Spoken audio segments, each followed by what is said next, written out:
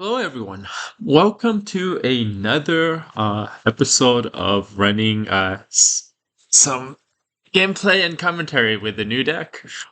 So, we are going to be running what I like to call counter control or a deck tech that hopefully can do well against the plethora of Amethyst Ruby players out there.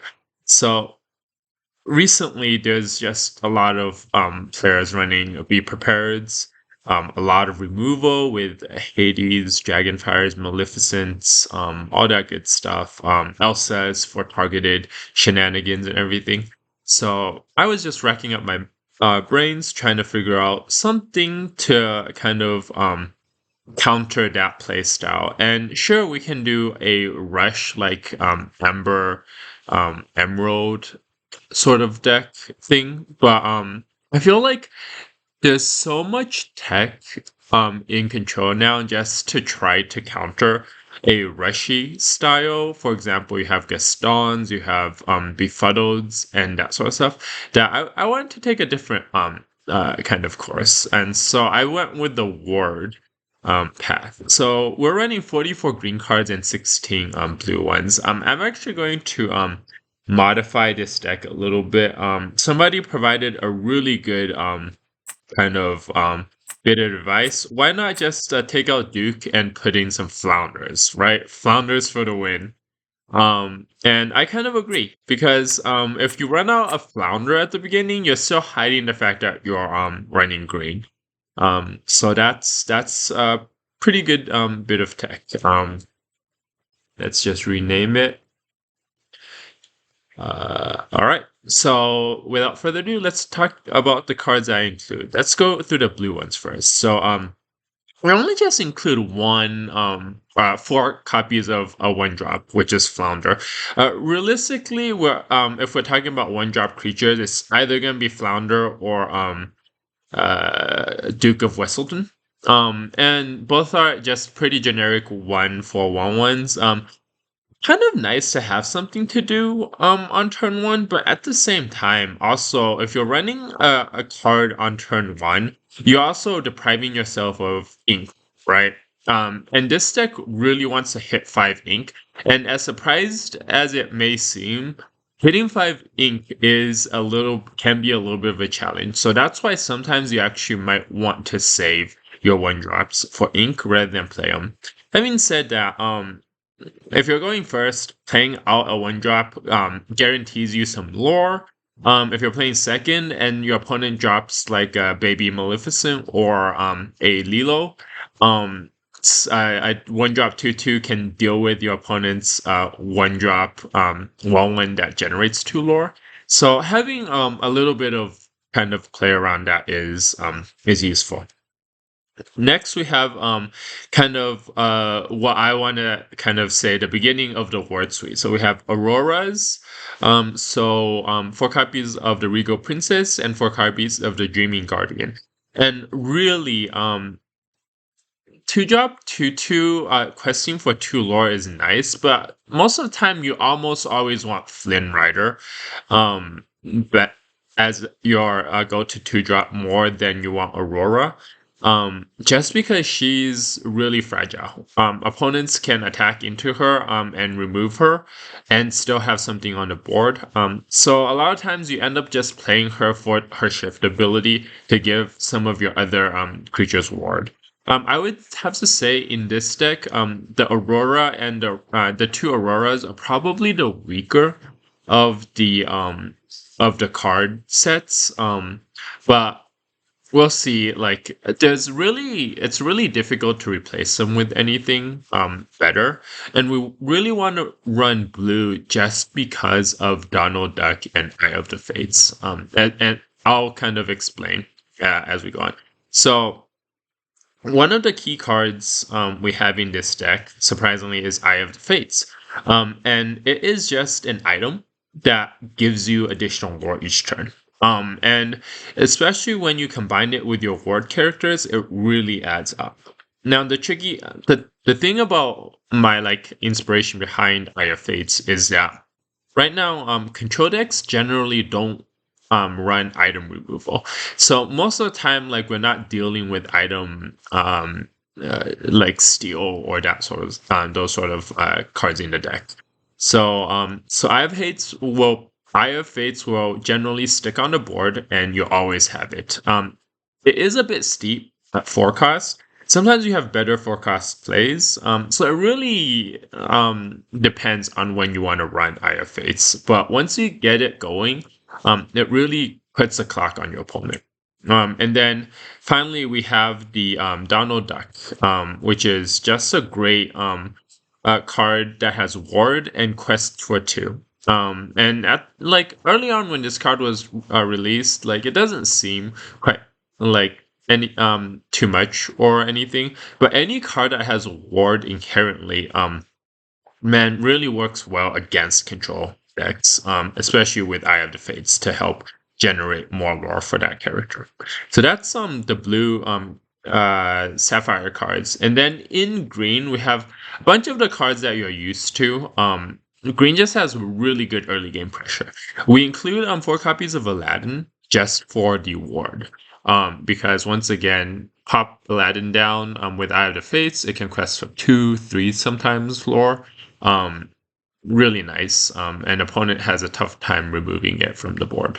Then we have Flynn Rider, one of the best 2-drops, because if you think about it, unless your opponent doesn't have a hand, he always 1-for-1s. Even if an opponent has like a really nice attack into Flynn Rider, they still need to discard a card. So effectively, he trades with any opponent. So don't be afraid, always quest with him.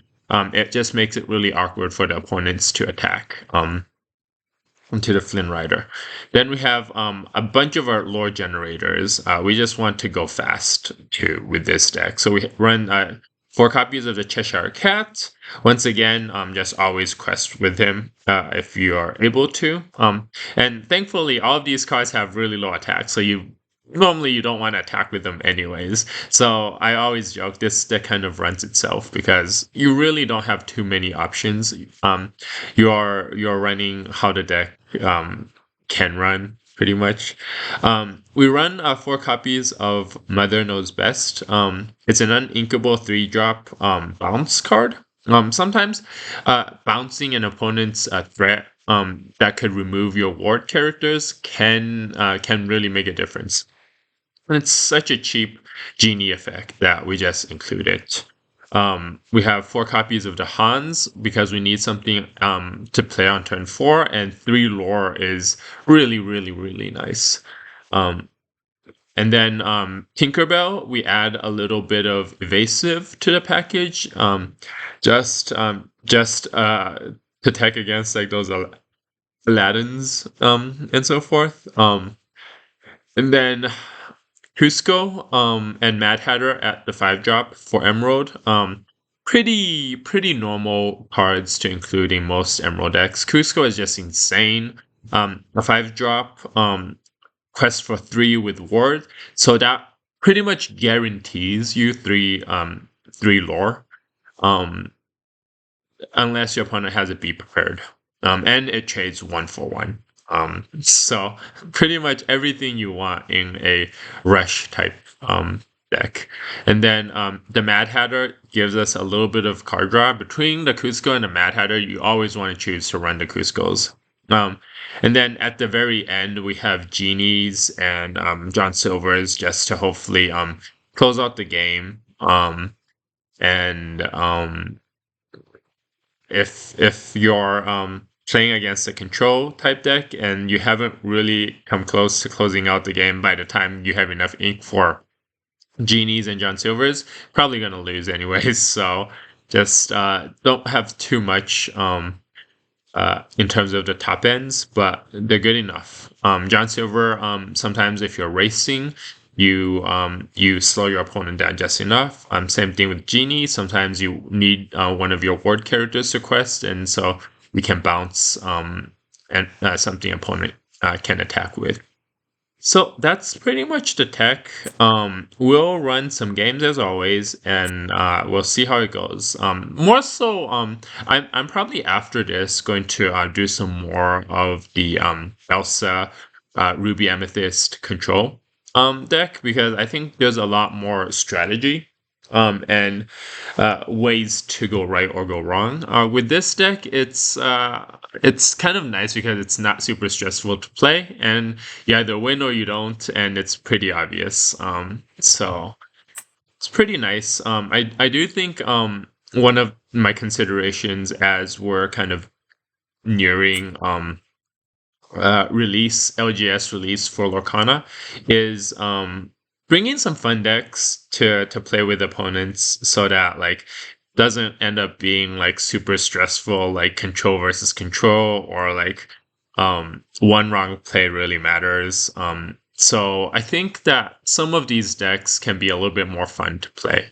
Just like Ward, Ward Quest, Ward Reshi quest means your opponent can generate lore as well. It ends up being a bit of a race. This deck actually doesn't do super well against non-control. It goes about 45-55, loses a bit more, but it still does good enough that it's fun to play against all sorts of matchups. Cool. So we have a turn one play. Turn two, we really want to look for a Flynn Rider. And like I said, the Aurora package is really the weakest. So I think what we end up doing is just keeping Eye of Fates and Duke of Wesselton and trying to get into a Flynn Riders. Nice. We really don't need a Genie or John Silver, but I guess we'll keep it. So I think what we have is turn one Duke, turn two Flynn, turn three we don't have a play, which is a little bit annoying, and turn four Hans.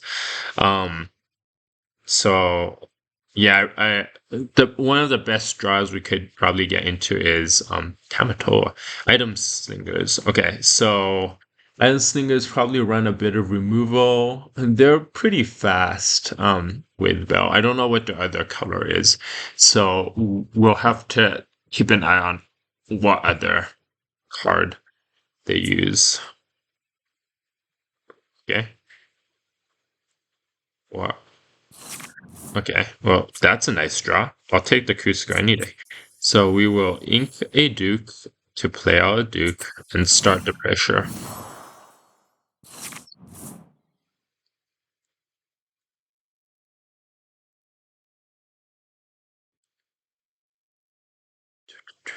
Okay, pretty typical. Item slingers do run bells. They want to ramp. I wonder if this is a whole new world if they're running bells this early. Yeah, this is a whole new world deck. Okay, so that means that we don't want to keep too many cards in hand, huh? That's going to be pretty nice then. Turn three is a bit of a bust, but we'll ink the Hans and play out Flynn Rider. That does challenge well into the Duke. But we will quest anyways. Because if he does take out the Duke, he can't use the same Prince Eric to take out the Flynn Rider and keep it on board. So we will happily accept that. And he doesn't attack. That's kind of strange. We will definitely play out the Cheshire Cat. And we will quest. So Tink, the big Tink is shift 5, or is it shift 4? I think it's shift 4. Okay. So if it's shift 4, he's going to shift onto Tink, attack the Flynn Rider, kill the Duke. So we might as well quest with the Duke and the Flynn Rider, since both of these cards are going to die. And unless he pings the Cheshire Cat. Oh, I forgot about the 1 damage that comes in from the Giant Tink. And it's not like I could do much anyways. So he can clear my board. He needs to discard a card. What card is he going to discard? He's going to discard a whole new world. It's going to ping my Cheshire, yeah. Yeah, that 3 damage is annoying. Okay, what is he discarding? Captain Hook, okay. That hurts. Oh well. And the worst part is now we don't have a target for Eye of Fate. Maybe I should have held something back just so we could play IFA next turn. Hmm. Cusco. I think I'll be okay with inking a Mad Hatter and playing out an Eye of the Fates and pass the turn. Yeah, let's see if he runs a whole new world. Well, one of the key things with this matchup is to make sure we try to keep even cards, and he runs Beast Mirror instead of a whole new world. Okay, interesting. Okay, so we ink John Silver, play out the Cusco. That'll be pretty nice. And then we pretty much just want all of our ward characters now, just to utilize Eye of Fates. Hopefully he doesn't run item removal. I haven't played too many decks recently that run beasts or wraiths, so it would be really sad if opponent uses either of those cards.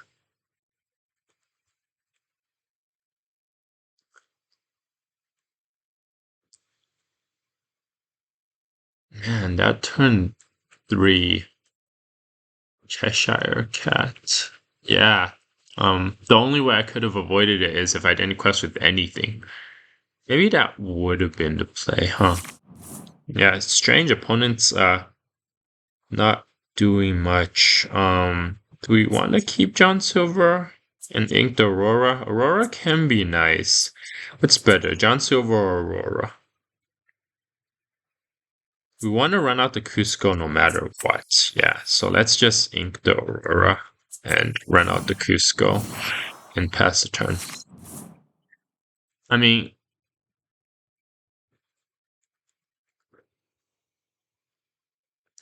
I know what my opponent's plan with Beast Mirror is. Ouch. Nah. Of course, the first game we run into is against a deck that just. But we're gonna quest with Cusco. Evasive one. Yeah, we don't want Tinkerbell at this point. Probably want to bounce back the Beast.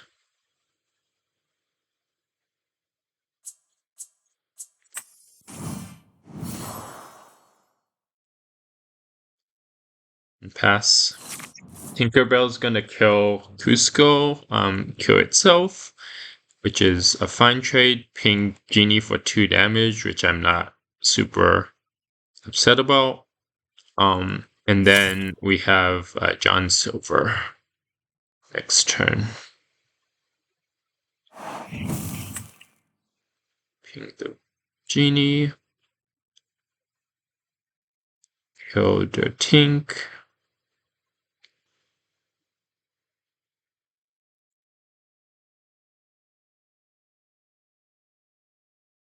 What do they do next?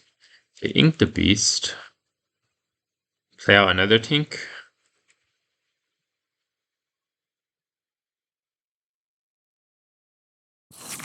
They don't do anything. Perfect. In that case, we just run out the Cusco and quest. Pretty self-explanatory.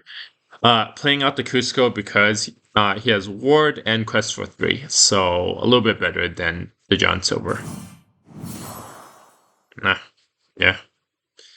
Can't do anything. Like, if I had played out the John Silver, he would have bounced, or he would have exiled the John Silver there. Okay, that's nice. We'll quest. It's gonna attack with the Hades and then with Prince Eric into the Cusco. That's a bit annoying. Is there anything I can do with the John Silver? No.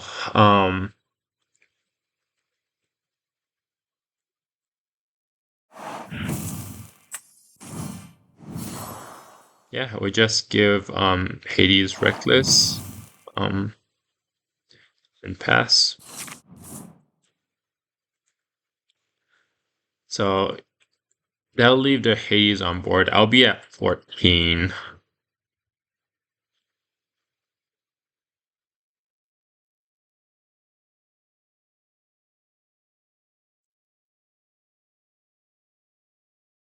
Hmm, yeah, it's gonna be close. Ouch. Well, at least it's a good thing I gave Hades Reckless. He can quest with Hades. Buys me a little bit of a turn. Okay. We just go fast. Um, 14, 15, 16, 17, 18, 19. The issue is if I do quest with John Silver, he's gonna run into it with that and then Tink to bounce the Flynn.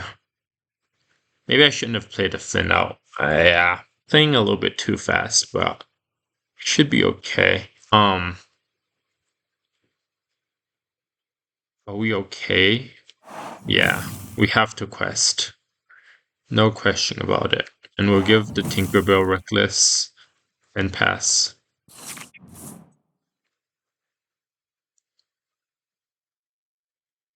Maybe you should have given the Hades Reckless.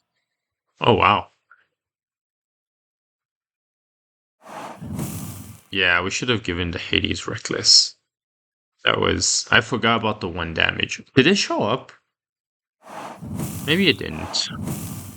Okay, I'm at 18, 17. Let's see if that's enough. Let's see if that's enough. Hope he doesn't draw into another Hades. What does he have in his hand? That's not gonna do it. Oh, he has a mirror though. Okay, we barely act out of that one. Of win with that one. So yeah, definitely. It can be tough. Playing this deck. But you can see the value in Ward there because the Hades can't remove any of my Cuscos, so was able to get enough floor and put enough pressure on the opponent there. Okay, on to game 2.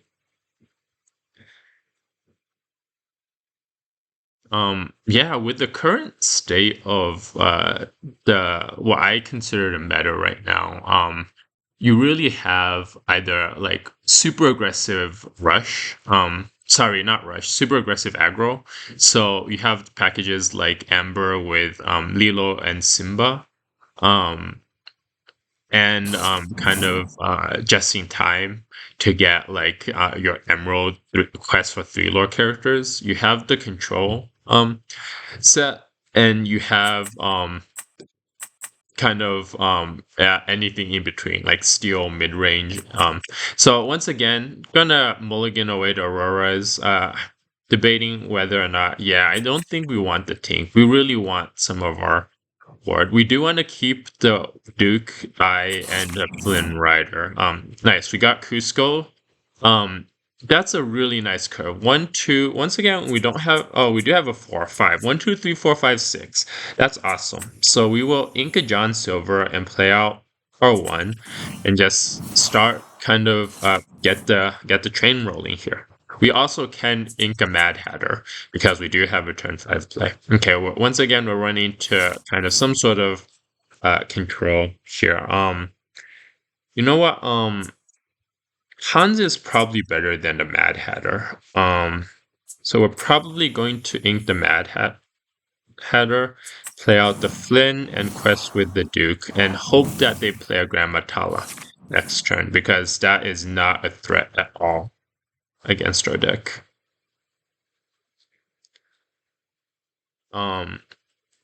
So they're playing blue. My guess is they're playing blue-red. Yeah. So we just have to be really careful about be prepared. So we rush the board as fast as we can. Quest, past. Turn 4, play Eye of the Fates. Give one of our characters an additional lore and continue the quest. here. So I think we're off to a pretty good head start. Okay, that's not a threat at all. Good. 4, 7. So on my turn where they have 6 ink is gonna be when I need to be careful of be prepared. Okay. That doesn't do anything. I'm surprised he didn't attack into the Flint Rider. Yeah, we ink the Mad Hatter. Play out. Do we play out the Eye of Fate or do we play out the Hans? Hans gives us 3. I think we do play out the Hans. A little bit more lore. Bang for your buck. And pass the turn. Next turn, the idea is to play the Cusco. Unless they get to 6.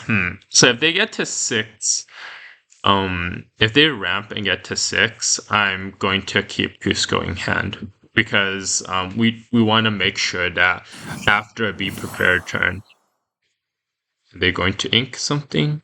Well, yeah, okay, so they do have be prepared on board, which is fine. I think we just quest with everything.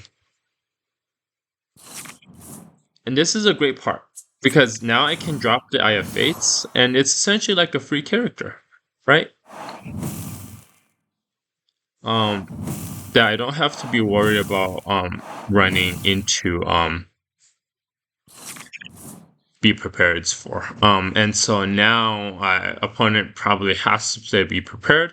Then I got Cusco. Opponent really needs 2 be prepared in their hand, which at that point we'll just continue to play what we can. Yeah, be prepared, and then we're gonna run out the Cusco, and still threaten kind of lethal. Eesh. Okay, I really wanted to save the Duke, but we will play out the Cusco and threaten lethal. So let's see if opponent has another be prepared in hand.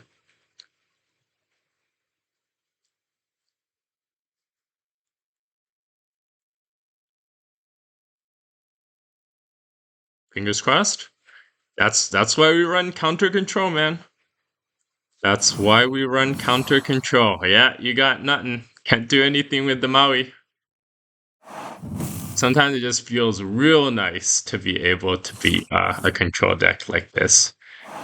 Boom. 4 quest, and that's game. All right. So as we can tell, I'm pretty happy with how this deck list turned out. It's definitely fun against against a control deck where you just happen to have the right cards. It's a bit tough against like a rush or a mid-range deck. But regardless, I think this is gonna be a good deck list to run at like my local leagues or something like that, just because it's pretty laid back. You don't have to think too hard, take too long of a turn. Everything kind of plays itself. Yeah, so that's pretty much the counter control. I thought I had renamed it, but maybe I didn't. Done. Okay. Yep. So that's counter control for you. Hope this has been helpful. And tune in next time. The next video I'll probably put up is gonna go back to our good old friend, the Ruby Amethyst control deck. So that'll be fun to play some and maybe show some tech for the mirror matchups and how to deck your opponent. Right. Take care and have a great rest of your day and weekend. That's coming up soon.